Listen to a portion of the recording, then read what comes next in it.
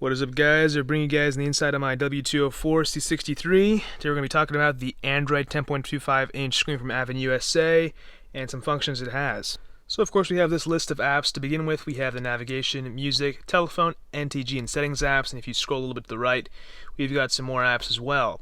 In the settings menu, you can set the navigation button to do whatever you want. You can have it go to the Google Maps app, you can have it go to CarPlay, you can have it go to C63, which is also a very good navigation app I like to use. But for the most part, I don't really use it unless I'm doing a long road trip. You have the music app, which you can download music onto this device through USB or from the internet as well. I don't find myself using it very much, to be honest. You also have the telephone app, which can utilize the actual Android as a Bluetooth device from your phone. I use CarPlay, like I said before, so really no need for that. NTG menu is actually very useful. You can go to your OEM car system by pressing this guy over here. Takes a second, but you can see we're back at the Mercedes system that came with your car, and you can still use your click wheel, scroll wheel, all that good stuff as if nothing ever happened. To go back to the Android, you need to swipe the screen anywhere basically, and it'll go back to where it was. So of course you still have full radio access this way, and you can also access your date and time settings for the OEM system, which would also apply to your cluster over here. Just make sure you set it back to aux before you go back to the Android. You can go to the system settings over here and adjust some stuff like stuff related to your rear view camera, as well as stuff like brightness and stuff like that. One of my biggest issues with this unit is that there's a ton of different settings, kind of redundancies throughout the entire unit. For example, you can adjust the volume over here, like volume settings right over here. But also you can adjust the volume settings in the actual Android settings over here in the sound section. Something funny about the sound, for about the first month of using this unit, I actually had no idea my media volume was all the way down over here, and whenever I'd be kind of curious why my volume wasn't working all the way, I had the car fully cranked up. It sounded fine. It was actually an okay volume to listen to, but it wasn't as loud as I knew it could go.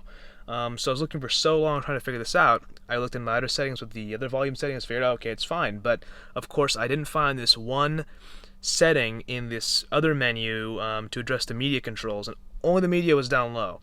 Now, the reason I don't have it all the way fully up is I noticed there's a little bit of distortion if you do it all the way up, so I do recommend sort of this area over here for the media volume. You can kind of play around with it, you'll see what I mean, you'll see what you like, but yeah, be sure to check out this volume menu as well.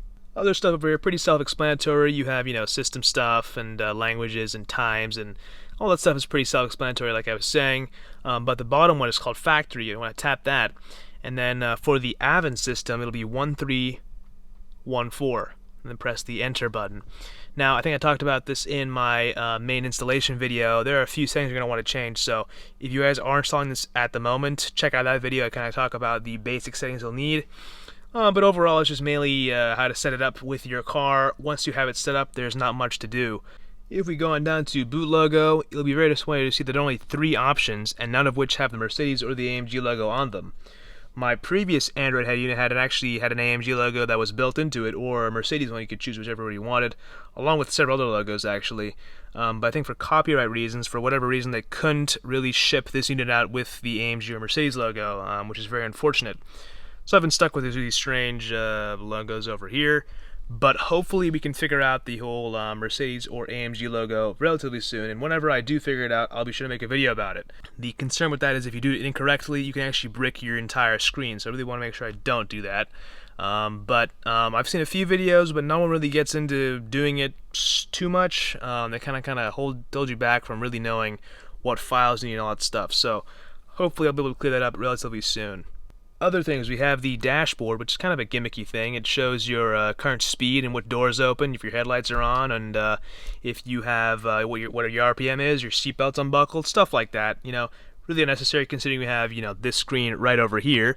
But it is here if you want to have some fun. You can change the color as well, I believe, to various things, basically whatever you want. I'll put a video up right now of me driving in the canyons with this thing on. It is kind of cool to look at, but honestly I never look at it when I'm driving, so it is here, but that's about it. And of course the beauty of this is it is an Android, so you do have access to Google Play Store and any Android app you could possibly want. It's all right over here. The Play Store has basically everything supported as well. I downloaded YouTube and I downloaded Google Drive and stuff like that I have access to whenever I want to. You can put Instagram on here if you wanted to, or TikTok or Snapchat, whatever you want, you can put it on here. Not saying you should, but you can. YouTube's pretty cool. You can actually watch any video you like, and it actually works when the car's moving as well, which is pretty cool. I don't recommend you watch YouTube when your car is moving, but you can. Like I said, I don't. I'm not responsible if you guys are driving with, my videos playing, but you can if you'd like to.